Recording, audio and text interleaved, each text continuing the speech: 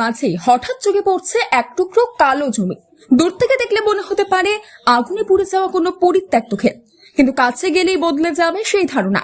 আসলে এটা এক বিরল প্রজাতির কালো ধান বা সুগার ফ্রি ধানের চাষ।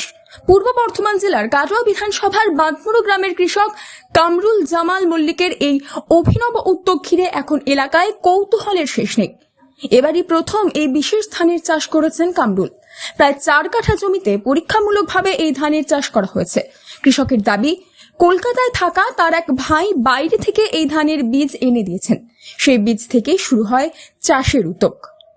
এই ধানটা হচ্ছে ক্যাডবেরি সুগার ফ্রি নাও। এগুলো ধানটা লাগিয়েছি বাইরে থেকে বীজ নিয়ে, যে ধানটা যদি ভালো হয় তাহলে আরো 5 জন লাগাবে, সেই জন্য। এবার কি প্রথম করেছেন এই চাষ? এবার প্রথম আমাদের মাঠে, এবার প্রথম ওই একটাই। খোঁজ কোথা থেকে পেলেন এই চাষের? এটা বাইরে একজন থাকে কলকাতায়, সে বীজটা এনে দেয়।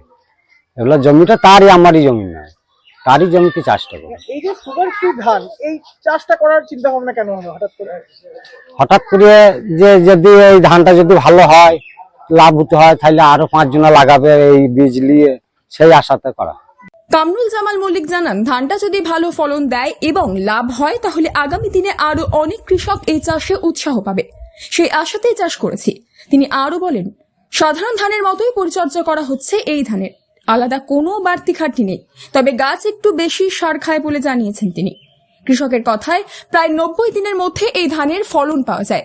এখনো ধান কাটা হয়নি, তাই ফলন বা বাজার মূল্য নিয়ে নিশ্চিতভাবে কিছু বলতে পারছেন না তিনি। তবে স্থানীয়দের মধ্যে এই ধান নিয়ে আগ্রহ ক্রমশ বাড়ছে। অনেকেই মাঠে এসে ছবি তুলছেন, ভিডিও করছেন। আশপাশের কৃষকরাও আগ্রহ দেখাচ্ছেন এই নতুন ধরনের ধান চাষে। ভাতটা যখন রান্না হবে, যদি সুগন্ধ হয় এবং যদি মোলায়েম হয় চালটা, যেমন অন্যান্য চালগুলো আমাদের খুব শক্ত হয় আপনার, এটা যদি মোলায়েম চাল হয় আর যদি সুগন্ধ হয়, তাহলে এটা আমরা খাবার জন্য পার্টিকুলার 1 বিঘে 1.5 বিঘে লাগাবো। এখন যেমন মিনিকে লাগাচ্ছি, সেই পদ্ধতিতে ওই ধানটা লাগাবো। আমি বলেছি ওই যে বীজ আমার খানিকটা দিবি। কামরুল জানান, যাদের ডায়াবেটিস বা সুগারের সমস্যা রয়েছে তাদের জন্য এই ধান উপকারী বলেই শুনেছেন তিনি। যদিও পুষ্টিগুণ বা বাজারে এর চাহিদা নিয়ে এখনো পর্যাপ্ত তথ্য তার কাছে নেই, তবুও নতুন সম্ভাবনার খোঁজে এই উদ্যোগকে ইতিবাচকভাবে দেখছেন এলাকার কৃষকেরা। সাধারণ ধানের ভিড়ে এই কালো ধানের ক্ষেত এখন কার্যত আকর্ষণের কেন্দ্রবিন্দু হয়ে উঠছে বাঁধমুড়ো গ্রামে। ফলন কেমন হয় এবং বাজারে এই ধানের গ্রহণযোগ্যতা কতটা তৈরি হয়, এখন সেই দিকেই তাকিয়ে স্থানীয় কৃষক মহল। পূর্ব বর্ধমান থেকে বনরিলাল চৌধুরীর রিপোর্ট, লোকাল 18 বাংলা।